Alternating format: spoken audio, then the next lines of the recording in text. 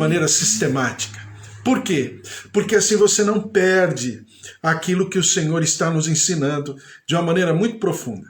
Primeiro, né?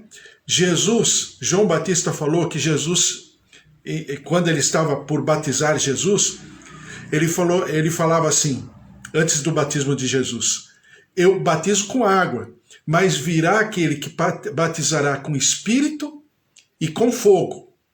Por que batismo de fogo? Então vamos pegar na origem o que significa batismo de fogo. Fogo, na palavra de Deus, diz respeito, é o símbolo de juízo. Sempre que você ler fogo, você tem como, né, como simbologia de um conceito chamado juízo. Daí a Bíblia fala em Hebreus que o nosso Deus é o fogo consumidor. Por quê? Porque a pessoa dele, o simples fato dele existir, se é que eu poderia chamar de simples, o simples fato dele existir já estabelece o juízo. Por quê? Porque ou eu vivo a justiça ou eu vivo o juízo. E todas as vezes que você tem a manifestação de fogo na palavra de Deus, sempre está pontuando isso. Por exemplo, quando a gente vai lá para Moisés em relação à sarça ardente. Quando Moisés se vê de frente àquela manifestação maravilhosa da presença, e hoje eu falo uma teofania, né, da presença ou da glória da presença do Senhor Jesus, do Filho ali, a sarça ardente que não se queimava, que não consumia, né, a sarça, mas ela continuava a queimar. Isso significa o quê? Que aquele fogo estava num processo de depuração, de purificação. Mas não significa que não fosse juízo.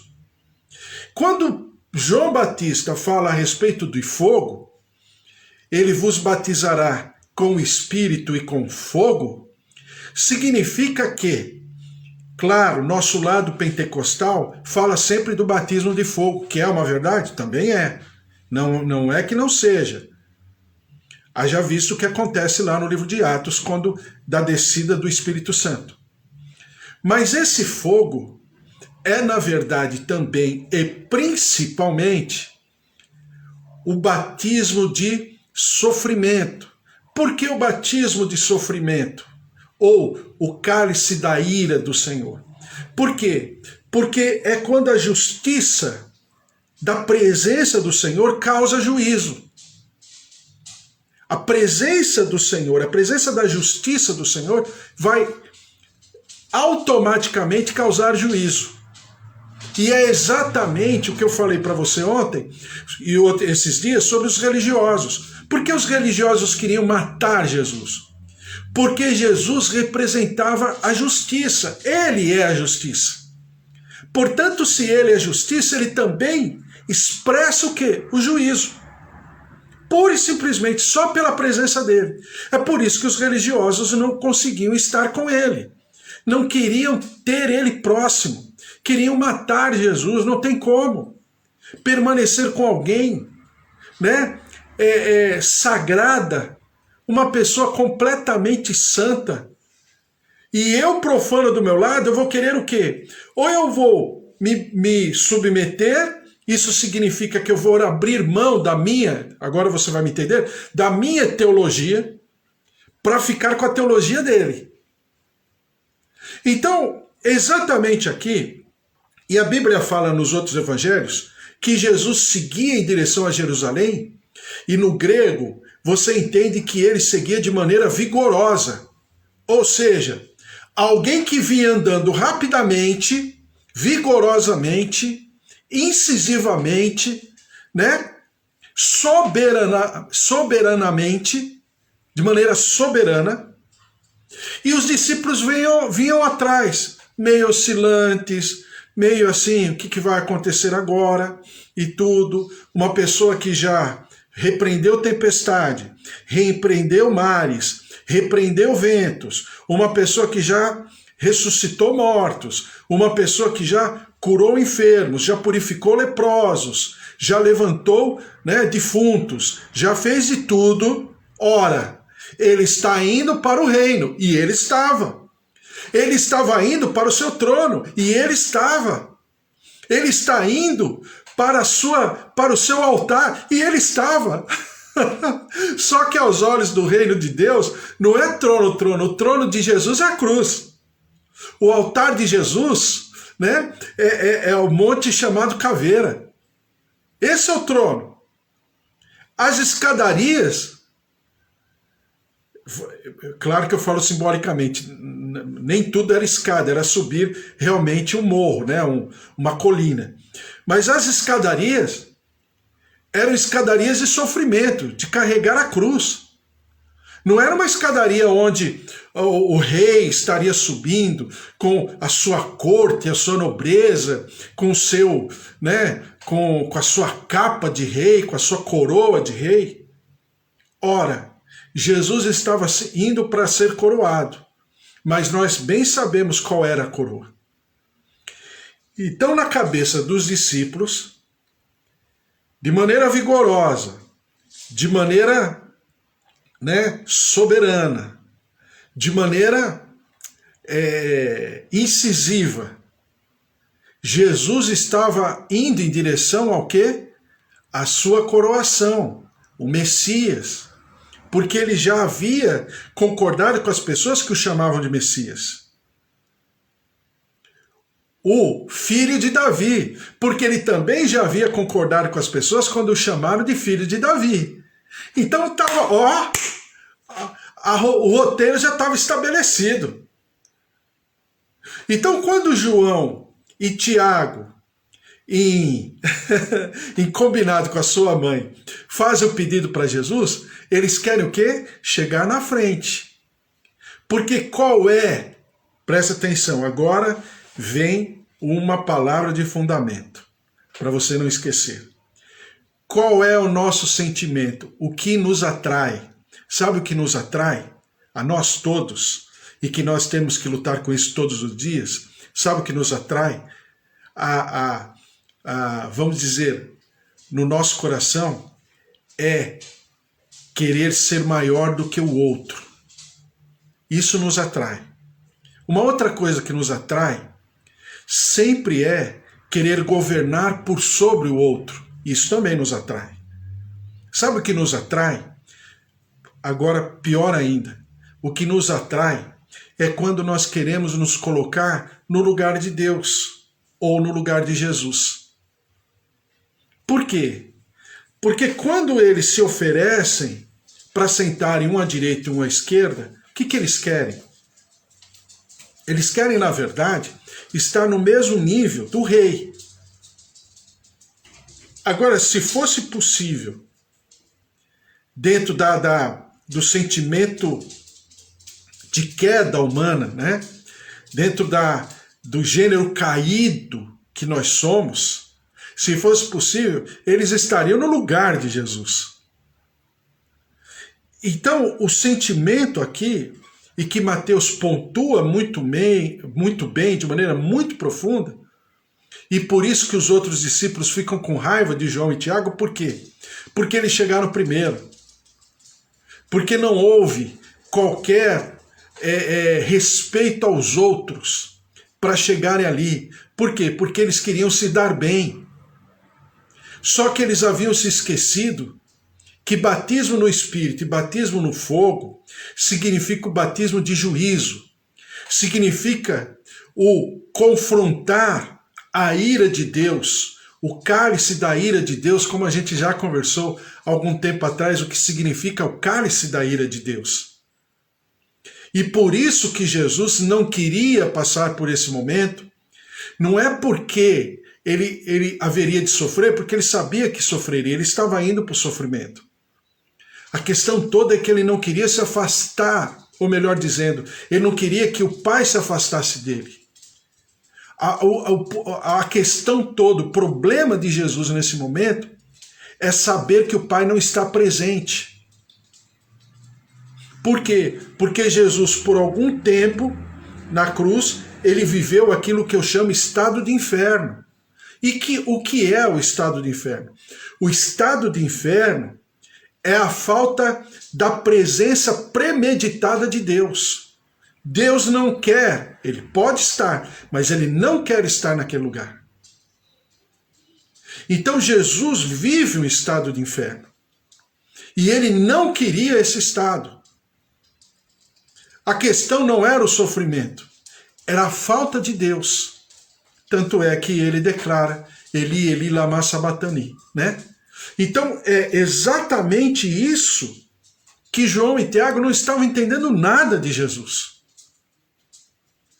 Que trono era esse? Que coroa era essa? Né? Que séquito era esse? Que corte era essa? Né?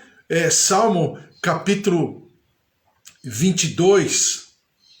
Touros de Bazã me cerqueiam. Ou seja, todo mundo espiritual estava ali ao redor de Jesus. As trevas estavam se manifestando. E ali estava Jesus, no meio daquele trono, se é que eu posso chamar de trono, a cruz do Calvário. Não, na verdade eu posso chamar, você está me entendendo, né? A cruz do Calvário. Então, João e Tiago estavam expressando o sentimento de um gênero caído. Depois ele diz no versículo 25, então Jesus chamando-os disse, sabeis que os governadores dos povos os dominam e que os maiorais exercem autoridade sobre eles. Não é assim entre vós, pelo contrário. Quem quiser tornar-se grande entre vós, será esse o que vos sirva. E quem quiser ser o primeiro entre vós, será o vosso servo. Tal como o Filho do Homem, que não veio para ser servido, mas para servir e dar a sua vida em resgate de muitos. Então, os discípulos não estavam entendendo, muito menos a esposa de Zebedeu, a mãe de João e Tiago, estava entendendo. Ninguém estava entendendo. Que trono é esse? Que coroa é essa? Que reino é esse? Então, quando a gente percebe alguns procedimentos do povo de Deus hoje, da igreja hoje, você percebe o quanto esse sentimento é um cancro no gênero humano, até mesmo sobre aqueles que estão do lado de dentro. E por que nós temos que exortar e nós temos que examinar todas as nossas atitudes todos os dias, para nós não sermos pegos nessas mesmas armadilhas que João e Tiago estavam sendo pegos naquele momento, e os discípulos de Jesus todos também.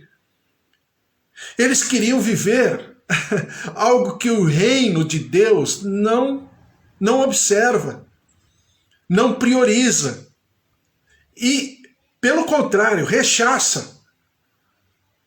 Então, Deus não nos criou para recebermos, Deus nos criou para darmos. Quando que Jó foi curado? Você lembra? Só para eu te lembrar, lembra? Ou só para nós nos lembrarmos? Jó foi mudado na sua sorte enquanto orava pelos seus amigos. Não é assim que está escrito? Exatamente isso. Quando Jó se propôs a trabalhar o seu coração, porque estava cheio de ressentimento pelos amigos, cheio de amargura. E eu sempre falo para você, um dos segredos do intercessor, quando ele tem algum problema com alguém, ele começa a orar por esse alguém muito mais do que pelos outros. Aí, é claro que Deus vai trabalhar isso no sentimento, no coração dele, né? Então nós como intercessores já aprendemos isso há muito tempo. Então a oração é para nós também um remédio. É para o outro remédio, mas para nós também, principalmente para nós. Então é exatamente isso que Jó estava fazendo. Quando orou pelos seus amigos, ele estava o quê? Colocando os seus ressentimentos expostos diante do Senhor. E ao orar pelos seus amigos, ele estava agora cumprindo com o propósito de Deus, que era o quê? Servir ao outro. Nós estamos aqui para servir ao outro, tá? O ser sempre vem antes de receber. Primeiro eu sou. Se eu vou receber ou não, pertence ao Senhor, mas primeiro eu serei. Eu serei o quê? Servo, sempre servindo ao outro. Nós também devemos ajustar as nossas expectativas. Por que ajustar as nossas expectativas? Porque a gente sempre espera do outro. Mas nem sempre nós seremos observados pelo outro. Mas isso não deixa de ser de nosso dever buscar, interceder, pedir, servir ao outro, a despeito dele entender, ter consciência ou não. Então, quando eu vivo dessa maneira, eu não me escandalizo e eu não me frustro com as atitudes do outro. Eu não estou esperando nada nele, eu sirvo ao Senhor. E que recompensa é essa que o Senhor tanto promete na palavra? A recompensa vem dele. Quando? Não sei. Talvez, ou possivelmente, seja só lá no céu. Mas não tem problema. Eu vou continuar servindo da mesma maneira. Né? Claro, dentro das minhas possibilidades, mas eu vou continuar servindo. Né? Em Números, capítulo 13, versículo 27, Números capítulo 14, o povo de Deus saiu lá do Egito em direção à Terra Prometida e deu uma volta, né, quilométrica, né, de centenas de quilômetros ao redor para chegar na Terra Prometida. Por quê? Porque o Senhor não havia avisado o povo daquilo que poderia ser a fraqueza do povo. Então é exatamente o que Jesus fez em relação aos discípulos. Jesus foi falando de maneira, vamos dizer, homeopática, por pílulas, né, a cada dia o que iria acontecer. E mesmo assim os discípulos não estavam entendendo. Então Jesus estava escondendo a verdade em nenhum momento. A questão toda é que os discípulos, e nós fazemos isso. Por isso precisa tomar cuidado com aquilo que a gente ouve, em relação até mesmo à própria teologia. Por quê? Porque eu sempre vou ouvir e vou absorver aquilo que me interessa. O que Jesus falava a todo momento sobre o seu sacrifício, sobre a entrega dele, sobre os religiosos que o entregariam a Pilatos, por muitas vezes ele falou. E por que os discípulos não viram? Porque a gente só ouve, porque a gente só absorve aquilo que é bom para a gente. E isso não era bom para eles. A Bíblia fala que depois da crucificação, da ressurreição de Jesus, é que lhes veio a consciência de que o Senhor já havia falado há tanto tempo a respeito. Não é assim com a gente? Parece que tem muita coisa que o nosso pai e a nossa mãe nos falaram há décadas atrás. Eu posso falar de mim, né? Há décadas atrás, eles falaram. Agora é que eu lembro que eles falavam. Engraçado, né? Fica assim. E não foi desprezado. Talvez inconscientemente eu tenha desprezado naquele momento que meu pai e minha mãe me exortavam, me ensinavam, pegavam no meu pé, puxavam a minha orelha. Mas agora parece que esses ensinos vêm à flor assim da pele como se eles estivessem falando hoje. É exatamente essa maturidade que o Senhor Jesus queria que os discípulos entendessem, né? É muita coisa para falar, mas eu vou falar rapidamente. Os pastores antigos falavam o seguinte: a vida do servo é como uma vela, queima enquanto ilumina os outros. Poxa vida, que frase maravilhosa. A vida de um servo de Deus é como uma vela. Enquanto ela está queimando, ela serve, né, de luz para os outros. Ela serve de luz, mas ela está queimando.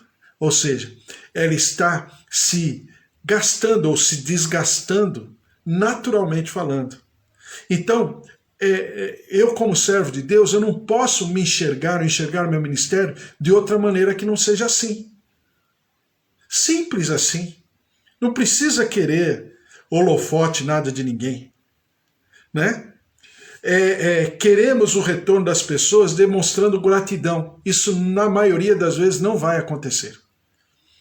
Então, eu deixei o texto de Lucas, né? Só vou citar, de Lucas capítulo 14, versículo 26, não vai dar tempo de ler, mas aí fala sobre Jesus falando sobre o ministério, que ninguém começa uma obra sem fazer a conta, se vai ter condição, recurso para terminar aquela obra. E a mesma coisa aquele que serve ao Senhor. Ninguém pode servir ao Senhor, né, achando que será um mar de rosas, porque não vai ser assim. Na maioria das vezes, infelizmente, não será assim. Né? Então, Paulo fala isso muito bem no seu ministério, em muitos textos, não dá para eu ler, mas você depois em casa, você pode fazer isso, estudar. Paulo falando que o Senhor o enviou, que o Senhor o constituiu, que o Senhor o ungiu, ele era o menor apóstolo, ele também era apóstolo e tal, mas concomitantemente com essa observação de Paulo, ele também observava o quê? Que ele sofria, que ele padecia. Então não é porque Deus me chama que eu não viverei exatamente o cálice, né? Vamos dizer assim, esse batismo que o Senhor falou para João e Tiago, porque faz parte.